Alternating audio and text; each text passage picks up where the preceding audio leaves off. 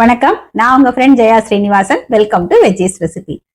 இன்னைக்கு நம்ம veggies recipe கிச்சன்ல சப்பாத்தி பூரிக்கு தொட்டுக்கிறதுக்கு ரொம்ப சிம்பிளா, அதே நேரம் நல்லா கிரீமியா ரிச்சா இருக்கிற மாதிரியான குடமிளகாய் கிரேவி பண்ண போறோம். இது ஒரு 10 நிமிஷத்துல ரெடி ஆயிடும். நம்ம சப்பாத்தி மாவு பிசைஞ்சு அது ஊறுறதுக்குள்ள நம்ம இந்த கிரேவி பண்ணி முடிச்சிடலாம். நார்த் இந்தியன் ஸ்டைல்ல பண்ணக்கூடிய ஒரு கிரேவி. டேஸ்ட் வந்து ரொம்ப பிரமாதமா இருக்கும். ஃபர்ஸ்ட் டைம் சேனலை பாக்குறீங்கன்னா ப்ளீஸ் சப்ஸ்கிரைப் பண்ணுங்க. பெல் ஐக்கானை கிளிக் பண்ணி ஆல் ஆப்ஷன் கொடுத்துட்டீங்கன்னா நான் போடக்கூடிய எல்லா வீடியோஸும் குவிக்கா வந்து உங்களுக்கு ரீச் ஆகும். வாங்க, ரொம்ப குவிக்கா பண்ணக்கூடிய இந்த குடமிளகாய் கிரேவி ஈஸியா எப்படி பண்றதுன்னு பார்க்கலாம். 2 பெரிய வெங்காயம் எடுத்துட்டு நல்லா மெல்லிஸா வந்து நம்ம ஸ்லைஸ் பண்ணிக்கலாம். 2 வெங்காயத்தையும் இது போல நல்லா ஸ்லைஸ் பண்ணியாச்சு. இதை அப்படியே ஒரு பவுல்ல எடுத்துக்கலாம். 2 குடமிளகாய் எடுத்துட்டு இருக்கேன். அதையும் வந்து நல்லா அப்படி மெல்லிஸா இது போல நீளமா நம்ம கட் பண்ணி எடுத்துக்கலாம். ஒரே திக்னஸ்ல நம்ம கட் பண்ணிட்டோம் அப்படின்னா ஒரே மாதிரி வதங்கிடும். இதே போல வெங்காயத்தையும் குடமிளகாயும் நீளமா கட் பண்ணியாச்சு. ஒரு பவுல்ல நம்ம ஸ்லைஸ் பண்ணி வச்சிருக்கிற 2 வெங்காயம், ஸ்லைஸ் பண்ணிருக்கிற 2 குடமிளகாய், 1 இன்ச் இஞ்சி கிரேட் பண்ணி சேர்த்துக்கலாம். 2 டேபிள் ஸ்பூன் வறுத்த வேர்க்கடலையை இதை போல கிரஷ் பண்ணிருக்கேன். இது 1-2 உடைச்சிக்கலாம். தோல் எடுக்கணும் அப்படின்னு அவசியம் இல்லை. பொடியா கட் பண்ணிருக்கிற 2 பச்சை மிளகாய், 1/4 டீஸ்பூன் மஞ்சள் பொடி, 1 டீஸ்பூன் தனியா பவுடர், 1/4 டீஸ்பூன் ஜீரக பொடி, 1/4 டீஸ்பூன் கரம் மசாலா, 1 டீஸ்பூன் கசூரி மேத்தி. நல்லா இது போல கிரஷ் பண்ணி சேர்த்துக்கலாம். தேவையான அளவு உப்பு. இது எல்லாத்தையும் நல்லா மிக்ஸ் பண்ணிக்கலாம். ஸ்டவ்ல ஒரு பேன் வச்சுட்டு 2 டேபிள் ஸ்பூன் எண்ணெய் விட்டுக்கலாம். எண்ணெய் சூடானதும் 1 டீஸ்பூன் ஜீரகம் பொரிஞ்சதும் 1/4 டீஸ்பூன் பெருங்காயம். நம்ம மிக்ஸ் பண்ணி வச்சிருக்கிற குடமிளகாய் வெங்காயம் எல்லாத்தையுமே சேர்த்துடலாம்.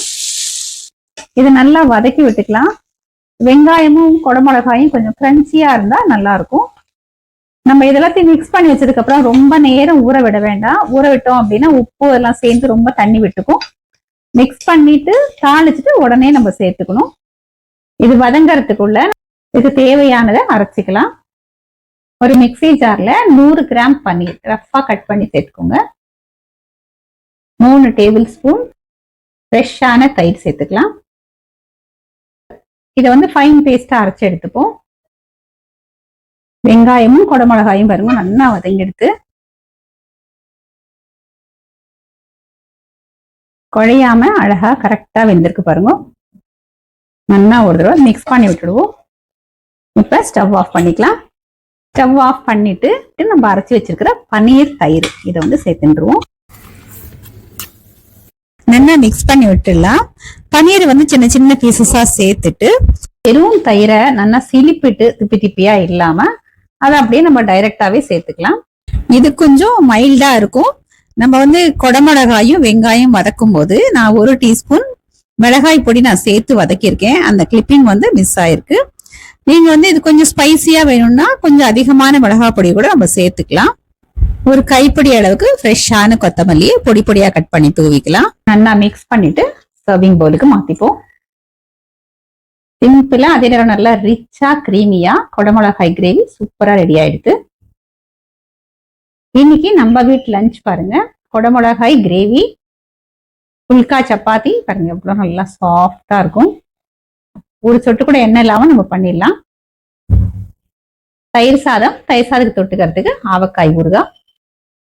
டெய்லி வந்து சாம்பார் ரசம் கூட்டு கறி அப்படின்னு சொல்லி சாப்பிட்டு போர் அடிக்கிறதா இல்ல, கொஞ்சம் சேஞ்சா இன்னைக்கு வந்து நம்ம பார்த்து லஞ்ச் பார்த்தேன் அப்படின்னா புல்கா ரோட்டி, நல்ல கிரீமியா ஒரு குடமிளகாய் கிரேவி, தயிர் சாதம், ஆவக்காய் ஊறுகாய். இது வந்து தயிர் சாதத்துக்கு சப்பாத்திக்கு 2க்குமே நம்ம தொட்டுக்கலாம்.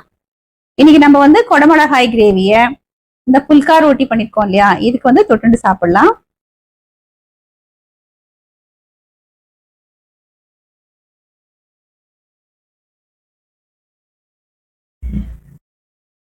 அட்டகாசமா இருக்கு. குடமிளகாயும் வெங்காயமும் வந்து கரெக்டா வதங்கிருக்கு. கொஞ்சம் கிரன்ச்சியாவே இருக்கு. நம்ம வந்து பன்னீரும் தயிரும் அரைச்சி சேர்த்திருக்கோம் இல்லையா, அதனால ஒரு கிரீமியான டெக்ஸ்டர். தயிர்னால லேசான ஒரு புளிப்பு, பிளஸ் நம்ம சேர்த்துக்கிற உப்பு காரம் எல்லாமே ரொம்ப கரெக்டா செம்ம சூப்பரா இருக்கு. ரொம்ப காரம் இல்ல, நல்ல மைல்டா இருக்கு. இது வந்து பன்னீர் அரைச்சு சேர்க்கறது வந்து ஆப்ஷனல் தான், புரோட்டீன் ரிச்சா இருக்கும் அப்படிங்கறனால நான் அரைச்சு சேர்த்திருக்கேன். பன்னீர் இருந்தா சேர்த்துக்கோங்க, அப்படி இல்லை அப்படின்னா வெறும் தயிரை நல்லா சிலிப்பிட்டு சேர்த்துட்டாலே போதும்.